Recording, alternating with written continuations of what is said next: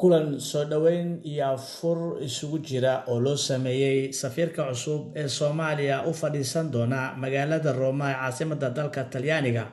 Ambassador Ibrahim Sheego ayaa lagu qabtay maalinimadii Axadii taariikhduna ku beegnayd 23 bisha saddexaad sanadka 2025. howlka shirarka dhismaha qunsuliyadda Soomaaliya ku leedahay magaalada Roma oo ay hadda ku howlgasho safaaradda Soomaaliya. kulankan oo ahaa mid si heer sare loo soo agaasimay ayaa ugu horeyntii halka ka hadashay kusimihii hore ee safiirka Soomaaliya Marwo Culumo xeeladeedina waxaa ka mid ahaa federaalka Soomaaliya Ibrahim Ali Sheego diblomaasiyiinta safaaradda dhammaan jaaliyadda waa salaamantihiin waxaan idinku salaamay assalaamu calaykum waraxmatullaahi wabarakaatuh. سعادة السفير كوميونيتي waa badan tahay waxaan ugu talagalnay kaliya inaan maaragta afur xoogaa yar aan sameysano intana soo gaaraysa noo timaado markii howlahaaga ku dhamaadaan ayaa jaaliyadeena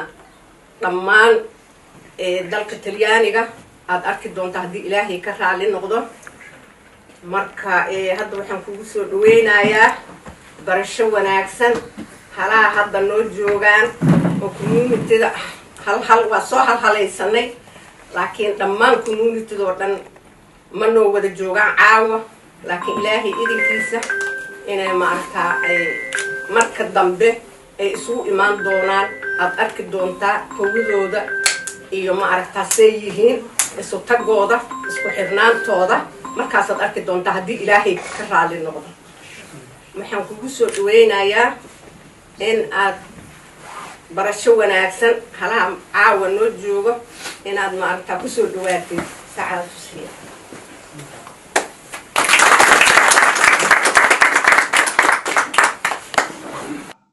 sidoo kale waxaa halkaasi hadallo ka soo jeediyay qaar ka mid ah jaaliyadda Soomaaliyeed ee ku dhaqan magaalada Roma. Nuur Xirsi oo ku hadlayay magaca odayaasha ayaa yiri sida tan دمانتي وسلامتي سلام تبعدي وحان صدويني الشرف الجديد يا صفيرك عصب شيغو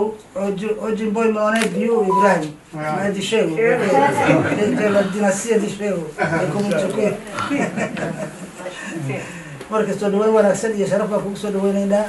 والله بحنا وقت يعني انا كان سفير روت تمادو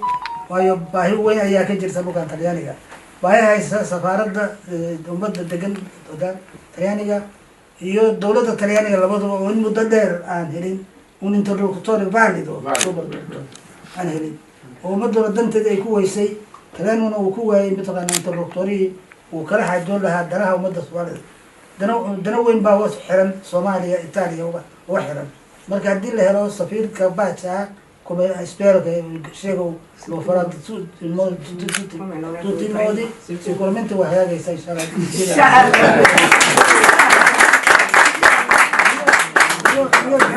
waxaa sidoo kale halka ka hadlay qaar ka mid ah gabdhaha Soomaaliyeed ee ku dhaqan magaalada Roma waxaana hadaladoodii ka mid ahaa bismillahir rahmanir rahiim maanta waxaa sharaf inaan ka soo qayb galno xafladaaneeti xogaa way yar tahay laakiin insha Allah waa bilaarin doonaa waa qasab aan ku soo dhaweynayno safiirkayna ma sha Allah ilaahu khayr Allah ka dhigo safiir oo jiro joog insha Allah safiir oo maanta Allah noo dhigo safiir wada keeno markii jaaliyadda Soomaaliyeed oo Italiya qof isaashata malaha marka waxaan jeclaanahay in jaaliyadda horta primada tuutina jaaliyadda aad isku wada keentid Soomaalida anagu waa isjecelnahay horta dadkayni Roma waa dad wax qabsan karo laakiin waa u baahanahay taraamidi dawladdaani Talyaaniga iyo annaga inaan wada shaqeyn ka wada hadno waxaan u baahanahay hadduu Ilaahay yaraa oo garabkeena haystaagay waana mahadsantihiin. الناس مرتوعي سلامية سجارة محمد سلامية سفيرك سولو بنقولها هاي كمان تيو أنا بقول لنا أفكاري أنت كديب runtii community horta waa jiraa sida anigu aan maqlay inkastoo aan arag indhahayga aana saarin laakiin waan maqlaa community laakiin waxaan jeclaan lahaa maadaama adiguna aad timi horena dee ay joogeen safiiro iyo safiiro ku-xigeen iyo haddii badan kale ku siisinayaan in horta bal community-ga la sheegayo bal aan aragno horteeda lasoo joojiyo anu horta taasaan codsanaya ta kaleeto waxaan kaloon codsanayaa anigoo afka community ku hadlaya keligii mayhi inaad igu raacsanaan doontaan allahu aclam in bal maxay ahayd hoolay dawladda talyaaniga sida dee communitiyada kaleba ay dee dadkooda u horkacaan inaad idinkuna noo horkacdaan waayo anagu idinkaan wax idinku nahay idinkuna annaga wax nagu tihiin marka haddaan garbaha la isqabsan oo aan maxay tole la isgarab istaagin waxba ma hagaagayaan annaga haddaadna weydaan waxba idinku idiinma dhismayaan idinkuna haddaan idinku idin weyno waxba idiinma dhismayaan waxba annaga nooma dhismayaan marka taasna maxay tole waan codsanaynaa asalaamu calaykum waraxmatullahi wabarakaatu ugu dambeyntii waxaa halkaasi hadal ka soo jeediyey safiirka cusub ambasador Ibrahim Shogo hadaladiisii oo ahaa mahadnaq iyo gubaabo ayaa yiri sida tan bismillaahi raxmaani raxiim jaaliyada Roma waa ogahay in yar baa ku timaanay caaw jaaliyadooda ma imaan karin laakiin intii laga gaaray cawkooda aad iyo aad baan idinku mahadcelinaa afurkaan qurux badan aad noo samayseen iyo soo dhaweyntaan qurux badan idinka iyo musibaha maartay idinka harkaata dafariga iga soo horeysay inta oo hadda meesha sii haysay in muddo ah xafladan maartay qurux badan aad dhigteen aniga hadda hadal badan caaw u bahayo waa siday idin sheegtay culumo maalmaha culumo inta aan kala wareegayo maartay hawsha maartay si tartiiba waxaan u dhiman guri madaxweynihii inaan is aragno arrimaha dibadda waa is aragnay waa shaqayn karaa laakiin waxyaaba yaryariisko xagga siyaasadda iyo waxa saas oo kale maahine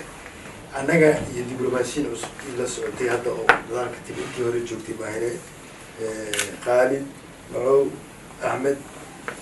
kulli hal markaa wada nimid aniga ayaga iga soo horeeyay laakiin anigana waa ka daba imid maalin aad baan u badanay arrintan jaaliyadda aad aan uga hadalnay jaaliyadda maaragtay inaan ka dhigno jaaliyadda iyo safaaradda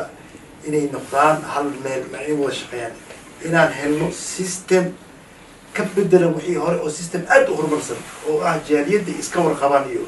wada shaqeeyaan taa waa ku balansaneen maba ogeen baan Afrika ilaahay amarti ilaah baa noo beddelay afur baa jiraan waa is arkaysaa insha Allah hadda war badan oo macaan lahayn isu sheegi mayno xaaladda dalka waa ogtihiin hadda waxa dalka jirana inta waa yaaliin waa dadkii waa isku xireen laakiin insha Allah taa waa laga gudbi doonaa وأربعون بين خضرا إن شاء الله وعادية تطبق استعراض دونا واسكوبان دونا واسكالميسن دونا إذا كان السفارة هذا ما أنا شغال أنا ولا بدل الوفرة إذا كان جوا سفارة إذا كان سفارة إذا كان شخيصة أدا إذا كشخيصين ويسين أدا إبعاد جرت هذا مش شيء إيسن إذا قرب قلنا إيسن دولتي إذا راعين أنا أروح مخبر أنا أقول خذ نروح كين والخذ نروح بها أنت هنجوجنا بالمشي عن استهجنه أكيد من الجالية هي سفارة إني نقص لي مرة كاركود وجران هل كان أساسه كله إنها كلمة يا رجال الأشياء سيهد وين بركة إن شاء الله بركة وحنا مع ذا حفلة دقيقة إن شاء الله هاشم عاد مريجها ورركا هاشم روما أمان دوري إيو ستار ميديا